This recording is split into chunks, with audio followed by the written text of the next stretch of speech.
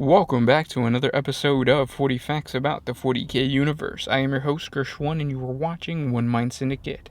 Today, we continue talking about the Imperium of Man as we talk about the Astronomicon. This was a viewer request. If you guys have any requests, please comment down below. And if you're not a subscriber, subscribe to the channel because we post Warhammer 40K videos every single day. With that said, let's get into 40 Facts About the Astronomicon. The Astronomicon is a psychic beacon located on Terra, which projects an astropathic beam 70,000 light-years across the Milky Way galaxy, which human navigators utilize to pilot the starships of the Imperium of Man through the otherwise unnavigable chaos of warp space. At the start of the Great Crusade in the year 800 of the 30th millennium, the planets closest to Terra could be easily reached by blind jumps through the Immaterium. The Immaterium at that time had only recently calmed after the great turbulence of the Age of Strife following the birth of the Chaos god Slaanesh. However, it soon became clear that to travel further from Terra, the Imperium's navigators would require a stable astronavigational reference point within the Immaterium to triangulate their current location. Following the successful conclusion of the Unification Wars, the Emperor first ordered the construction of the Astronomicon on Terra, which would enable his forces to expand the Great Crusade to the stars beyond Sol. Huge numbers of tech priests were brought from Mars to oversee the project, and the majority of the Terran population were drafted to construct the towering machine buildings needed to support their labor. At that time, the Astronomicon was the single largest artifice on Terra, and the entire device was merely a focus through which the Emperor could direct his fathomable psychic energies to generate a partly self-sustained telepathic signal through the Immaterium. The psychic navigational beam the Astronomicon generated was able to propagate through the warp, and those attuned to its unique frequencies and modulations, the navigators were able to use it as a beacon and pole star when plotting journeys through the Immaterium.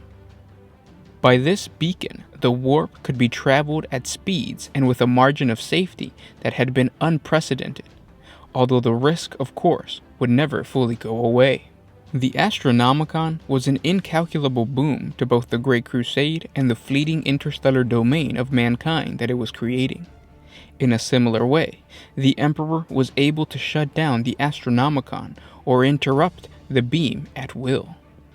Only a handful of individuals knew that the Great Signal was actually powered by the Emperor's psychic power, and they lived in fear that should he be disabled or killed, the galaxy would be plunged into a new age of strife. Such was the Astronomicon's effect that even in that distant age of the Imperium's first founding, some referred to it as the Divine Light, or the Emperor's Light, often without fully realizing the literal truth of those words. With his Imperial Webway project only in its planning stages, the Emperor resorted to powering such a reference point himself, using the focus chamber he had built earlier beneath the Imperial Palace to project a beam of unimaginable psychic power and rage through the warp. So colossal was the Emperor's psychic might that in the early days of the Great Crusade in the late 30th millennium, he could power the Astronomicon while he was off-world, leading the Imperial war effort. For all his might, however, the Emperor still had limitations, and the task of powering the Astronomicon so that its beacon was perceivable over the whole of the territory of the growing Imperium of Man became more and more taxing.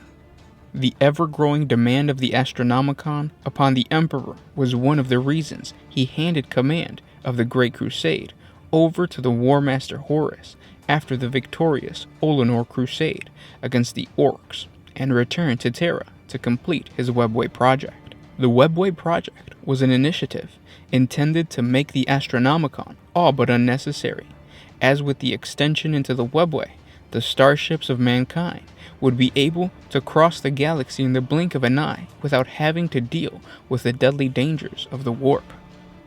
In addition to this invisible beacon among the stars, the forging of the Imperium amongst the stars would not have been possible without the creation and the continuation of the Astra Telepathica. This special corps of interstellar communicators was created by the Emperor during the final months of the conquest of Terra, as the Emperor had foreseen their absolute future need. For the most part, the Emperor did not favor the use of psychic talents in others. As a psyker himself, albeit one of unprecedented power and control, he was well aware of the dangers inherent with human contact with the warp. Furthermore, the Age of Strife on Old Earth had its own Witch Kings and possessed psychers to attest to those dangers, some of whom the Emperor had personally slain. However, he was able to identify those strong enough to maintain control of their abilities, and so, with some prudence, certain psychers were employed in a variety of special roles in the Imperium, and the astropaths were to be such an exception. During the Dark Age of technology, before the Astronomicon existed, its functions were fulfilled by a techno-arcane device known as a Pharos. One of these Xenos devices was discovered beneath Mount Pharos on the world of Sotha by the Ultramarines Legion during the opening days of the Horus Heresy. The Pharos was part of an ancient interstellar navigational system, both a beacon and route finder, and it also permitted instantaneous communication across the unimaginable distances.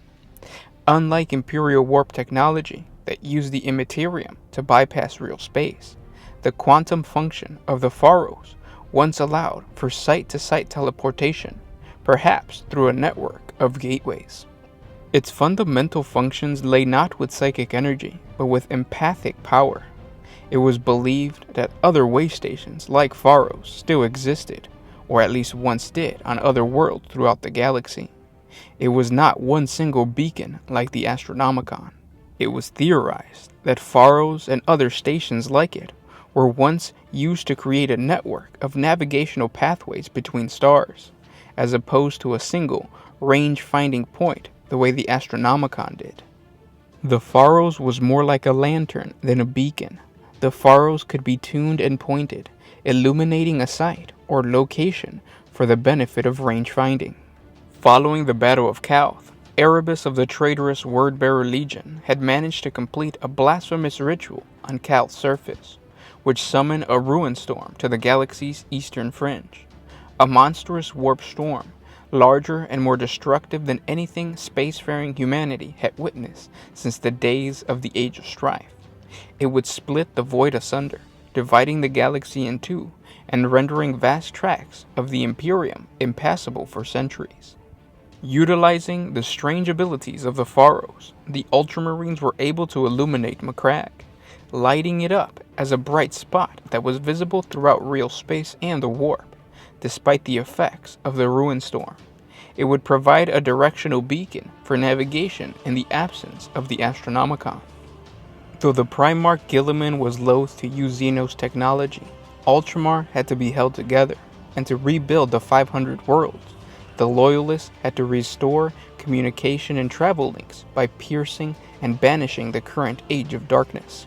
Just before the outbreak of the Horus Heresy and the early 31st millennium, the Emperor of Mankind's Imperial Webway project required more and more of the Emperor's psychic might, as he sought to penetrate the corridors of the Eldar's Webway and claim it for mankind, dangerously weakening the Astronomicon signal. Malcador the Sigillite then suggested a compromise. The beacon would still be guided by the Emperor himself, but a large part of the required energy would be provided instead by a psychic and life energy of 10,000 sacrificial psychers, allowing the Emperor to pour his own psychic might into finishing his great project. The Emperor approved the notion only with the greatest of reluctance, and also made it clear that this would only be a temporary solution, for he had no intentions of claiming the lives of thousands of men and women on a regular basis. Tragically, the Emperor would never resume his role as the active ruler of the Imperium because of the wounds he suffered at the hands of Horus during the Horus Heresy's climactic Battle of Terra. Although his mind would continue to calibrate the psychic beam's frequency following his physical interment in the Golden Throne, The Emperor would never be able to resume powering the beacon by himself, and the temporary measure of having the Astronomicon powered by the regular sacrifice of thousands of psychers became permanent. At the present time, the Astronomicon is a complex piece of machinery powered by 10,000 specially trained psychers, whose life force are exhausted in a matter of months maintaining the beacon. His ranks must be therefore constantly replenished with fresh recruits drawn from the tides of psychers brought by the black ships to Terra, to be used by the Adeptus Astronomica. And those were 40 facts about the Astronomicon. I hope you guys enjoyed this video. We're not done. There's more information about the Astronomicon and the people behind the Astronomicon that we still have to cover. So be sure to subscribe to the channel if you want to get that. If not, click on the link down in the description below. You can read it for yourself. But again, guys, thank you so much for liking, commenting, and sharing. By you guys doing that, you tell YouTube that you're allowing us to create more videos, because you're telling YouTube that you want to see more content from us. So again, thank you so much, and I'll catch you guys tomorrow. This was Gersh1 with One Mind Syndicate, signing out.